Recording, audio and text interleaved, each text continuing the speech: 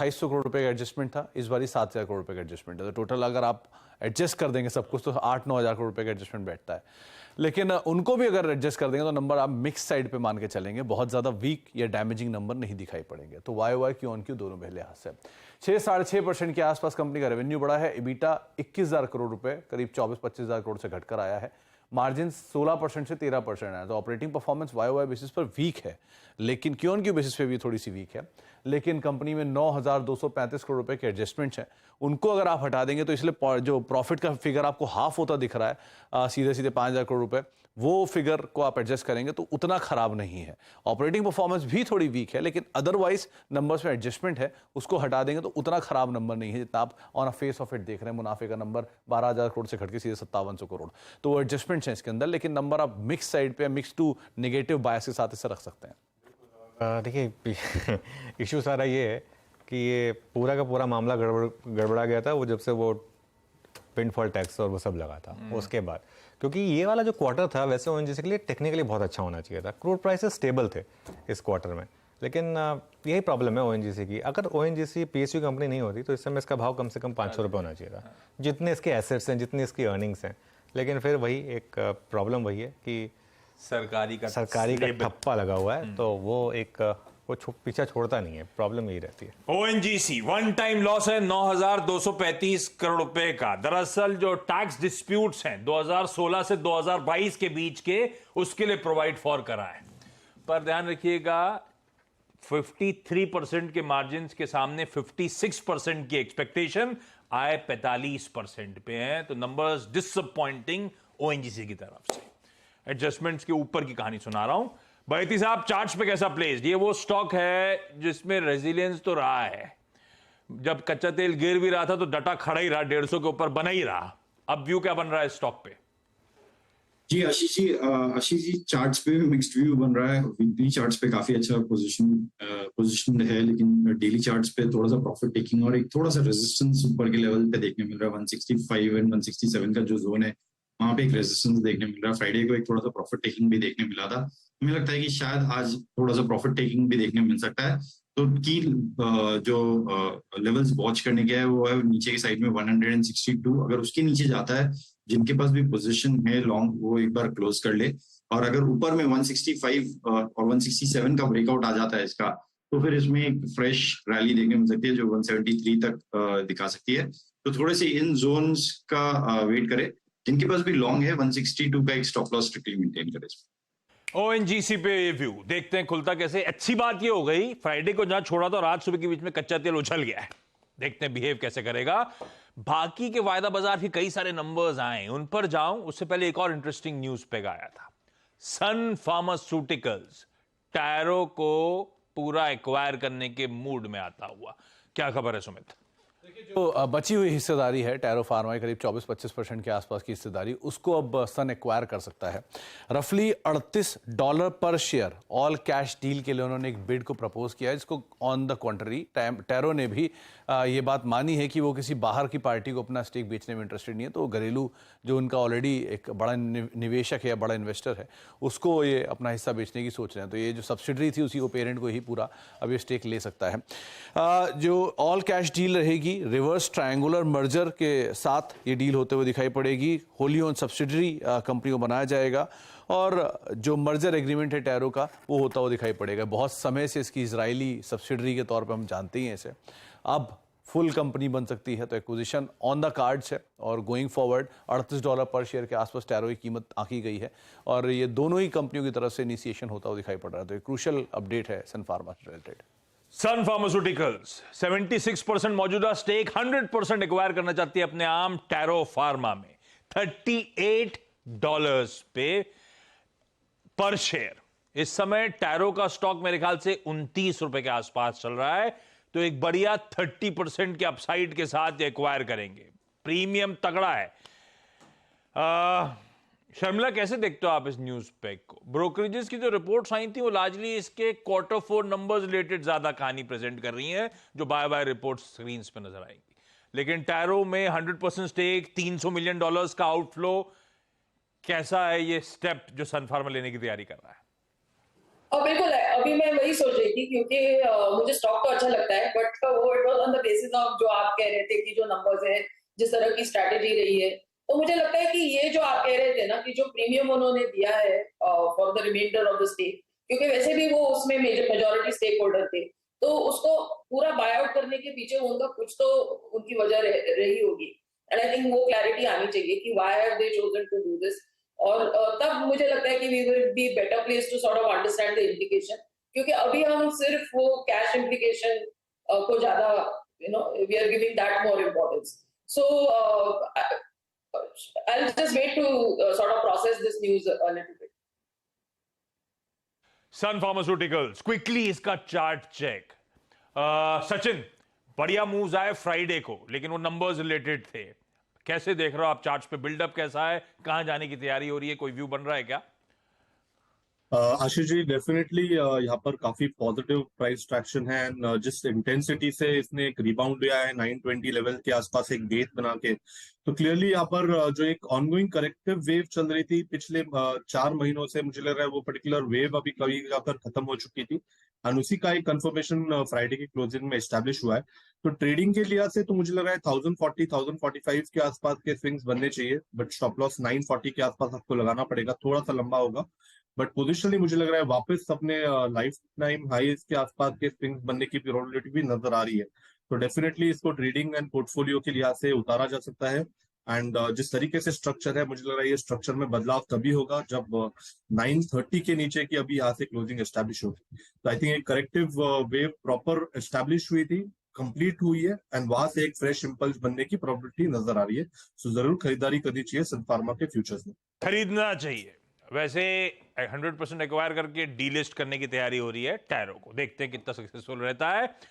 वायदा बाजार के कई सारे इंपॉर्टेंट नंबर्स थे, लिस्ट लंबी है। सुमित से रिक्वेस्ट करी कि तोड़ दीजिए, पहले जो इंपॉर्टेंट ट्रेडर्स फेवरेट होते हैं उन पर ज्यादा चर्चा कर लेते हैं, बाकी के वायदा बाजार के नंबर्स अलग से समझ लेंगे। इंपॉर्टेंट है ऑरबिंदो के नंबर्स, इंपॉर्टेंट है सिटी यूनियन बैंक के नंबर्स, इसमें बीएचएल भी जोड़ दिए तो वीरू बुरा मान जाएंगे। तीनों नंबर्स कैसे रहे?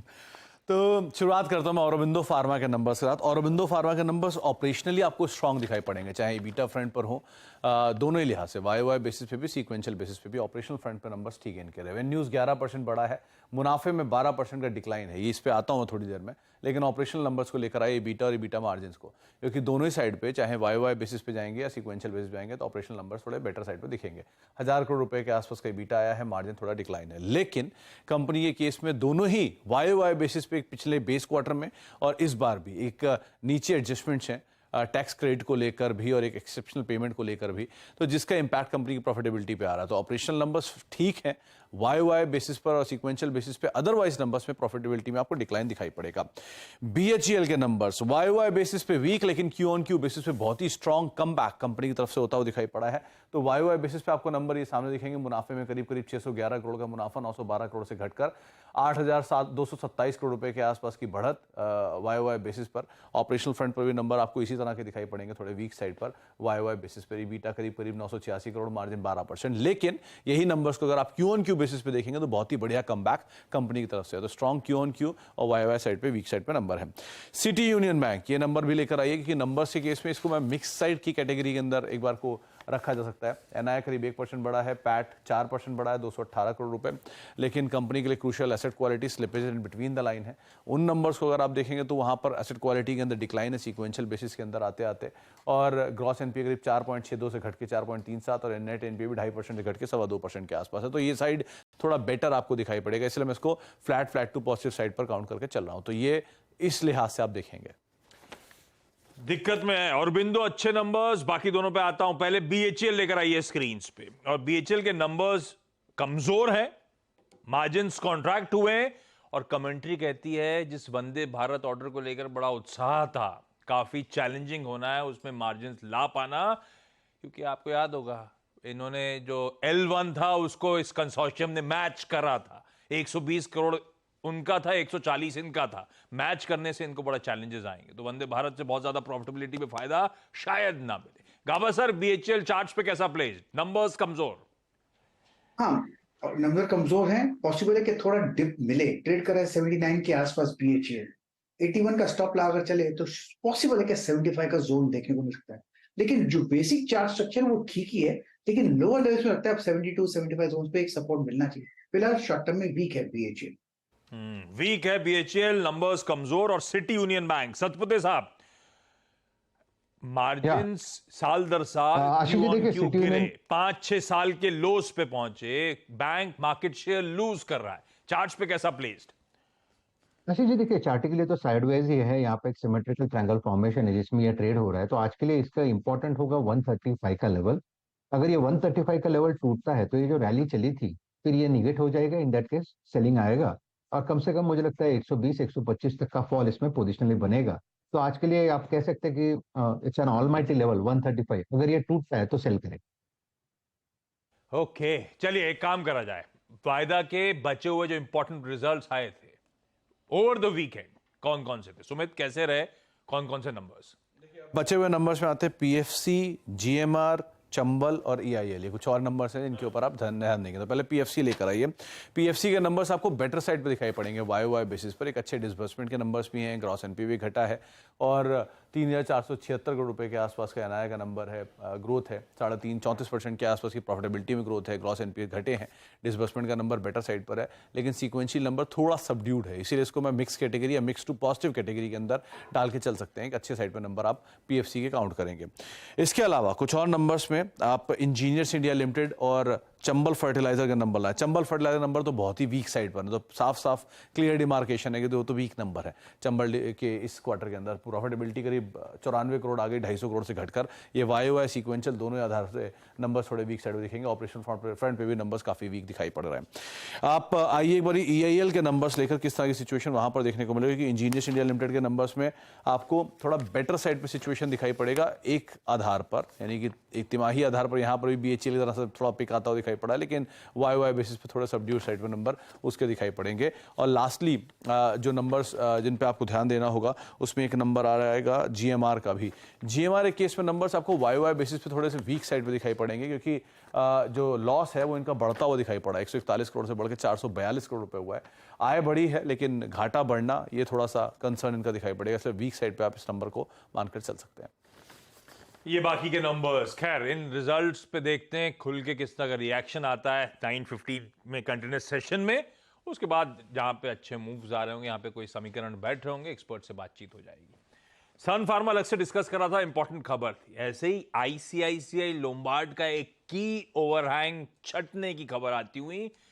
सुमित, खबर क्या है पहले तो वो समझाएं। आईसीआईसीआई बैंक में जो एक ओवरहैंग था वो था स्टेक सेल को लेकर के। आईसीआईसीआई लोम्बार्ड में स्टेक सेल कर सकता है। ये पहले जो खबरें थी वो पलट गई हैं। अब आईसीआईसीआई लोम्बार्ड में हिस्सा बढ़ाएगा आईसीआईसीआई बैंक, तो ये एक पॉजिटिव ट्रिगर के तौर पे कामकाज करेगा। करीब 2.5% स्टेक खरीदेगा।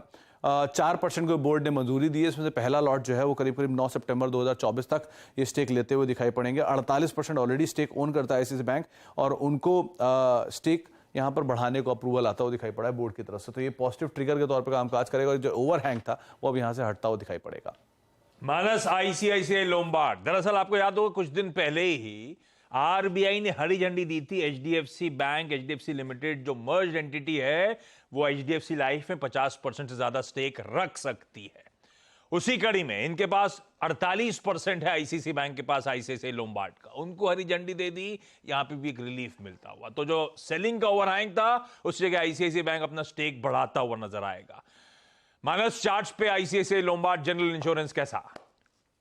देखिए, एक बाउंस बैक की आप उम्मीद बिल्कुल कर सकते हैं। स्टॉक ने वापस 20 डे और 50 डे मूविंग एवरेज को रीगेन किया है और पिछले हाई जो कि 1130 है, स्टॉक उसको टेस्ट कर सकता है। तो खरीदारी करने की राय रहेगी। 1084 का स्टॉप लॉस लगाइए।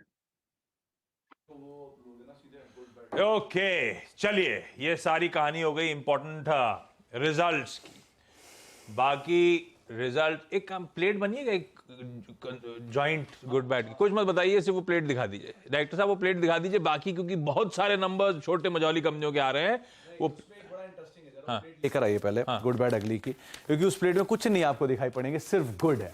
ये सारे वो नंबर्स हैं जो कि गुड है, तो आपको कुछ करना ही नहीं, इसकी एक फोटो खींच लेनी है। Bharat Bijlee, Hindustan Copper, Indigo Paints, Maharashtra Seamless, Pratap Snacks, सबके नंबर बेहतरीन।